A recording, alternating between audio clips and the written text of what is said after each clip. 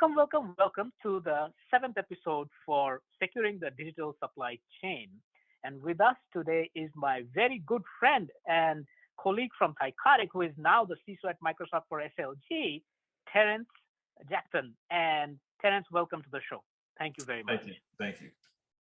Glad to be here. Wonderful. Terence, why don't you give us a little bit of background for yourself? Because you've been in different kinds of roles, and now obviously you're at a huge enterprise which sees a lot of things, and you have so much experience. I think our viewers would love to hear it from the horse's mouth that what has your role, what are the different roles that you've been involved in, and how you see the world. Oh man, thanks again for having me. And I don't know if we have enough hard drive space or cloud space for me to tell that story. But I've worked every job probably in IT from actually pulling and terminating cables to chief information security officer. So I've been in the industry for about 20 years. I started my career off with Sun Microsystem. I mean, they're not around anymore. They got wow. Oracle, but the network is the computer. That was prophetic. The network is the computer. Yes. Don't imagine on that. But yeah, I did some work. Government contractors, high tech. Rapid growth. MSPs, and where our paths cross. At Thycotic, rapid growth PAM cybersecurity company. We had a successful exit. A couple for you, my friend. But and now I'm at Microsoft. I'm coming up on a year. I'm in our state local government division OU, and I lead a team of security specialists that essentially we're just trying to help our customers improve their security posture, to defend against attacks and threats that have really been really prevalent, specifically targeting state local governments the past couple of years, specifically around ransomware attacks and phishing attacks. And these customers are typically the most targeted and the least likely to really have that enterprise level of protection against these types of attacks. Correct. Now, thank you very much, Terence. And you touched on an important aspect. So, in your experience, because you've had, as you said, and by the way, I really appreciate the fact that people who had experience actually pulling cable, they actually have more a visual understanding of networking, so they can understand the concepts faster. It helped me. Like crimping cables, I love that. I mean, you make your own Cat5s and whatnot. I used to love that stuff. But coming back to your present role, from where you stand today, from the data that you see today, and from the things that you hear, in your experience, what has been the three most impactful events till date that you would say from a security perspective that you remember?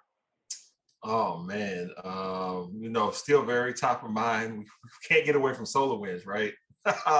Yeah. That particular attack really opened up a couple of different can of worms for a lot of companies, but that was one of the most prolific attacks at that point on the supply chain, to where IT company was targeted and they were used as the delivery method. They delivered the payload into their customers, and basically that got weaponized. So SolarWinds, on the heels of that, I would say the Colonial Pipeline, which had actual economic consequences. The price of gas went up, at least on the East Coast. Because of that, the pipeline had to shut down. And then probably more recently, I would say Log4j, which again, widely used library. And it really started that conversation around, what's in my software. I'm running this application, but what's really on the inside of it? And I think that kind of, started people to thinking around, maybe I should really take a deeper dive in open source security. And, we talk about Correct. this software bill of materials, but, it's like food. I think about it like, if you have, you're eating something for the first time, you've never had it, you kind of want to ask like, what's in it? What are the ingredients in it? And now companies are starting to ask those questions like, okay, this application is cool, but, where was it made? What libraries and components are in it? Are any of them vulnerable to attack if this is going to be a, publicly facing web application? So yeah, those would say I would be the top three, but I'm sure if you give me a couple of weeks, I'll have some more. And that's the thing with security. Like one thing happens, the next thing happens after that. We saw Log4j, right? If anybody feels at this point of time we're done with Log4j, that's the gift that keeps giving. Yes. In not a good way.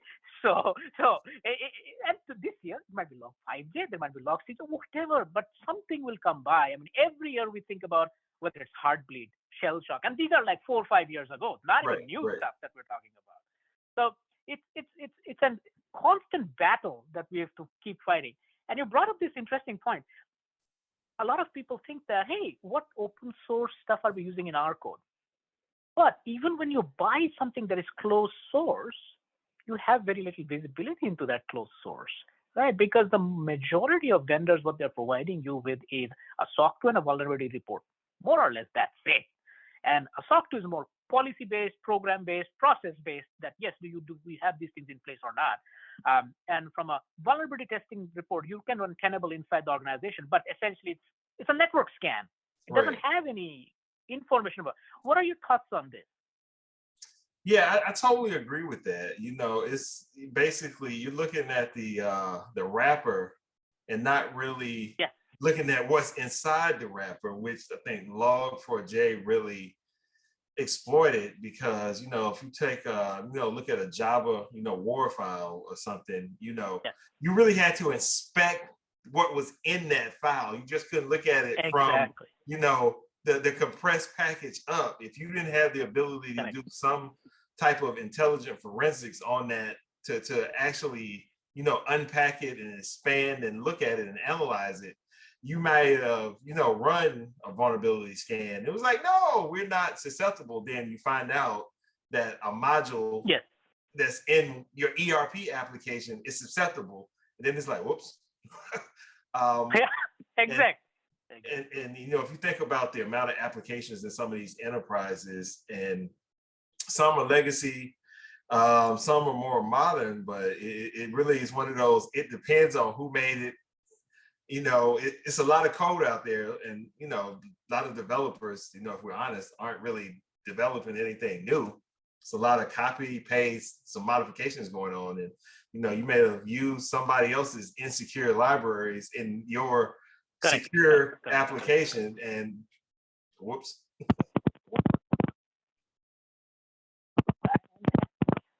In that same vein, since you are talking to leaders in the SLG area, people who are conscious about security, people who are conscious about what are the progressive steps that we're going to make in IT, in various types of technology in SLG, what has been the impact that you see of the executive order earlier in the year for 14028 with the Sbombs discussion that it kind of spurred?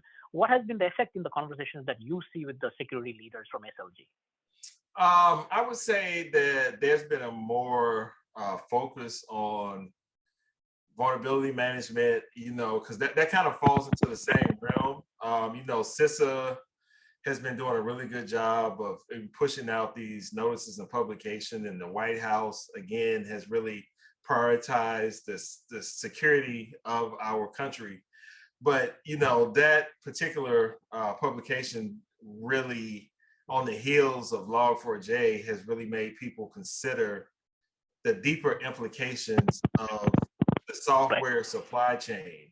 We know the supply chain itself is somewhat fragile, but it's just a deeper dive into the software supply chain, and just trying to make sure that we're not introducing vulnerabilities via applications that we actually think are secure, So it's just really taking it, double clicking into that a level down, which, the Exactly. attack surface Exactly. has always been there. But like you said, we just do the vulnerability scans from like the wrapper or the container up and not really think about, hey, what's really inside of this? What are the internals around it that we may need to do that deeper dive into? So that has, brought that conversation, to the forefront. And it's, Yep. Yep. I think it's a good one, but it's still, it's a tough one, right, to tackle because it hadn't Correct. really been thought about from that perspective before. Correct. Correct. Correct. And since you have had a part of your career in dealing front and center with commercial companies, for-profit companies, and now you are also dealing with a slightly different type of customer who is state and local government. Do you see any differences in the way either one approaches security or even the software supply chain question that we're talking about? And what could be the reason that they approach it differently, if at all? I would say the first one probably would be budget. Government in itself is tied to, funding mechanisms, which, taxpayers but you have to really go and fight in a more concerted effort for that money. And I think you're held to a Yes. higher level of accountability versus on Yes. the commercial side, with emotional events, you're able to capitalize more quicker on, Right. current events to get the funding that you need to implement certain tools. And that's probably, again, going a little bit deeper into that. It's the whole digital transformation conversation. If we look about the commercial space, Yep. is Yep. a little Yep. bit Yep. ahead of where we are in the government. And the last couple of years, we've seen the executive orders and CISA really step up to help us get our house in Yes. order from Yes. a Yes. cybersecurity perspective. But an interesting statistic is, about 85% of our country's critical infrastructure is in the hands of private industry. So it really has to be a partnership between public and private for us to really Right. combat this thing to really be effective, because the government absolutely needs the help of the private sector to really implement tools, processes, and to be able to continuously evolve those capabilities to a point to where we can really have a strong defensive posture. And I 100% agree, because I also saw a couple of days ago CISA and I don't know if they did this in the past, but they published this list of free tools that even commercial vendors who have free tools, any SLG or small SMB company that wants to try out these tools and get better at their security, here's a list. We don't endorse anybody, but Right. here's a list. You can go try them out. And so that was at least a very good step forward in terms of saying, we're going to help you out, because traditionally, from what I have seen, is guidance, but not yet going to that step of like, here's the tool, literally handing it to you, and you can do whatever you want with it. Right. Right. That that raises an interesting question, which is that from a resource perspective, when SMB or SLG is looking for resources to test these things out, CISA is one organization they will look at. The National Vulnerability Database is another organization that they can look at. These are the resources that are there. In your mind, what are a couple of these resources that security enthusiasts from these organizations can actually look at and learn more and get maximum bang for their buck? We work closely with NIST. NIST has been a great resource for publications around, how to, from zero trust and what that means and how to really, roll that out to, if you look at the NIST cybersecurity framework, which is, applicable across public and private industries. If you're looking to build up your cybersecurity program. Okay. But I would say, NIST, the Center for Internet Security, if we look at the top 18 controls, which are really, again, are applicable across public and private, small business and enterprise, companies. So those are two of the top ones that I often, suggest and recommend to anybody who's looking to really do a gap analysis of where they are and where they should be from a baseline control perspective. And CIS has software inventory, device inventory, and to me, the software inventory is going to end up having a sub bullet down there around the bill of materials. No, does this contain open source software, and where's that software come from? When was the last time it was updated, etc. Correct. And thank you for mentioning those names, because people who watch our stream, they can also now go to these resources. And NIST, as you mentioned, they have publications on literally everything. And as you pointed out, it's horizontally scaling for that. It doesn't mean that NIST 853 is only applicable for SLG or for commercial SMB. It's anybody can pick it up and run with it. In that same vein, when a company evolves in its security posture, when there is a program from infancy to all the way to maturity, maybe in your mind, when we look at CIS as one example, we look at NIST 853 as one example, so on and so forth, where could you give us an example of what would be applicable at an early stage program from a security perspective, and what are the types of compliance that are usually seen in the more mature side? When companies are starting their journey out, you mentioned, kind of, we look at the maturity curve, but it's really getting some of those foundational, controls in place. So I think back to, CIS does a really good job of, stepping through those, looking at things like, multi-factor authentication, identity and access management, privilege account security, network, segmentation, those type of foundational things, patch management, device inventory. If you don't know what you have, you can't effectively secure it. And that's, true of software. If you don't know what your users are doing or using on a day-to-day basis, that makes, the security team's job a little bit harder. We pivot into what we call shadow IT, which, for all the good things that the cloud has brought us, it also introduced things like, shadow IT. Anybody who has, a credit card, you can essentially spin up a data center in a matter of minutes. Infrastructure is true, right? I mean, you can, a couple hour, you could have thousands of VMs, in multiple regions around the world. But it's around those foundational things, and it's, in our Microsoft Digital Defense Report, if you look at like 85-90% of attacks can still be stopped just by, basic controls, MFA, implement MFA, going passwordless, eliminate passwords.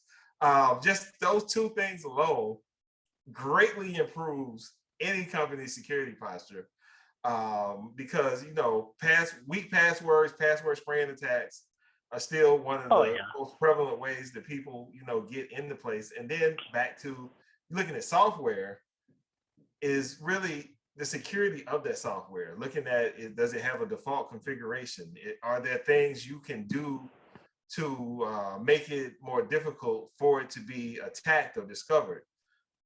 So, I think also NIST cybersecurity framework is applicable. There are different, maturity levels that go along with that. I think that's a great starting point. But if you look at a program, I would say if you look at the ISO series, ISO 27001 does an excellent job in describing how you should build and operate your security program. And it's more so from a programmatic perspective, but it gives you that foundation on how to build and operationalize and measure the effectiveness of it, over time. So you pair that like this base framework, and you have a great starting point that you can evolve and grow into over time. I love that, because you're right about the fact that it's important not just to put a program in place, but also the ability to be able to measure. Otherwise, we don't know, are we doing well, are we doing worse? Right. We have no data to answer that question. Right. Let me ask you that, since we talked about Sbombs and the software bill of materials, traditionally the Sbombs have been thought of like more or less software component analysis, understanding the components of software. And usually the brunt of all this work has fallen on the shoulders of code library analysis to say that what code libraries are you using, which open source libraries and all that. From some conversations, we've understood that that's a part of the picture. Code library is part of the picture. Where the code runs, it doesn't run in ether on a container or on an operating system, VM, anything of that sort, as you mentioned. Therefore, what is your opinion on expanding the vision for Sbombs to not only include code libraries, but also operating system libraries, the APIs that you have, the communication with the third-party vendors that you're doing to get a fuller understanding of the actual components, not one slice of it? Man, I totally agree with that. And I'll sum my answer up in analogy that I like to use. You're only as strong as your weakest link. And if you don't know what that weak link is, yep. It's like if you can't identify that weak link, or you don't have a mechanism, or you don't know how many links are in the chain, it makes that job even more difficult. So I think the deeper we can go and the more we can kind of, take a reverse engineering perspective to that. And, as things go more cloud native, that becomes more important, especially when you're dealing with third parties. We talked about SolarWinds early on. Not to pick on them, great company, but it's just, maybe if we were thinking about that, prior to that, it could have that attack may have been able to be discovered a little bit earlier. When you're starting to take that deeper dive, and that analysis to look at the application and the full ecosystem of what comprises that, just not a software component or the hardware component, but what third parties are involved in that, which comes back to the whole supply chain. Because unless every company starts doing 100% of their own coding, which is just unrealistic, we have to get a grasp on this. Correct. Absolutely. And you're right that on the face of the earth, how many companies can afford to slow down product development and slow down the timelines along which they release the products to capture customer revenue?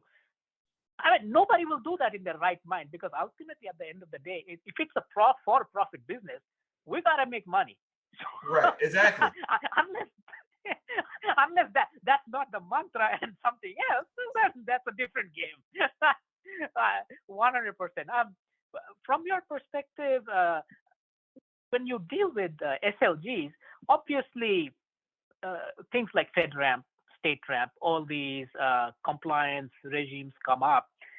When you look at the intent of FedRAMP, when you look at the intent of StateRAMP, can you explain to our viewers a little bit what are these compliance regimes supposed to accomplish from the side of the vendor that says, I am FedRAMP compliant, please buy from me?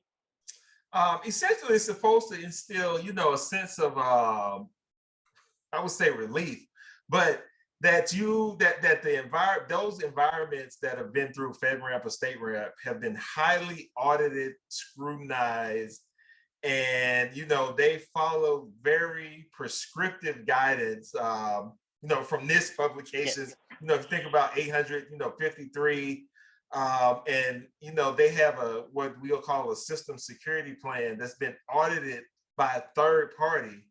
And they've received, the government is an authority to operate. And, the thought is, we talk about measuring those companies that have FedRAMP certification or authorization are continuously, measured.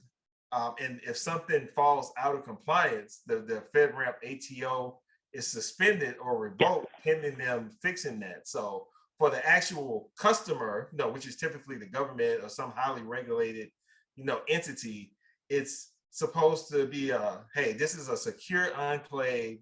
It's been vetted. It's been documented, and from the continuous monitoring perspective, as long as they have that ATO, it's it's secure for all intents and purposes.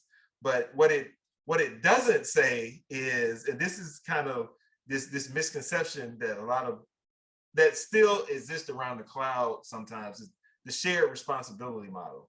Yes, this platform is FedRAMP. However, a user, a Yes. carbon-based entity can do something that leaves that particular application vulnerable to an external attack. If it's so, the platform itself is secure. The house is secure, but if I leave a door open, somebody still can come in and take what I have. So, and that's true whether it's FedRAMP, state ramp, no ramp. It's the shared responsibility model. The cloud provider FedRAMP environment, yes, is secure. However, what are you putting in there, and how secure is that in that boundary? Correct. The human factor is always something that is so difficult to control, right? It's been a problem for ages, in a sense, and we've tried to turn the problem into an asset, but it's a work in progress, I would say. It's still a work in progress. I'm a believer. You'll hear it says that the employees are the weakest part of the security of a company, but now I like to say that your employees are actually the strongest asset, because you have hundreds of thousands of extra hands, eyes on glass, that can be your security champions, and I call it your mini analysts. If you train them appropriately, that they can inspect things before, if you think about security awareness training, one of the things I did when I was still at, Thycotic, we did a gamified approach to security awareness training, to where it wasn't a point and click annual, death by PowerPoint exercise. It was, cartoon episodes that people actually enjoyed watching, but they taught a real lesson around security. And we actually saw people start reporting stuff to the help desk more, after we implemented that training. So you just have to get creative in a lot of these ways to, if you're understaffed and you don't have the budget, you have to, draft in some of your employees to be some of those champions. Exactly. And I remember this. I 100% give you credit for this. I actually love the gamification of that Thycotics onboarding, because otherwise, you're right. Oh, we'll sit through this thing. And honestly, 90% of people would just put it on play, go get some coffee, come back, answer some basic questions, and life is good. But I was actually interested in looking at, because there were challenges in terms of like, hey, if you were in this position, what would you do? Versus pick the right choice out of the four. It's like, oh God, here we go again. No, so thank you very much for that. I have to say thank you for that. Terence, from a perspective of, and again, you've been at Thycotic, you've been in other companies, and you've seen SMB companies, you've seen very large enterprise companies, you've seen SLGs. If there was a CISO or a CIO in the mid-market space who are getting their program going and they're thinking about software supply chain security, what advice would you give them? Like even one nugget of advice that they could say that, hey, how should you go about solving this problem for yourself?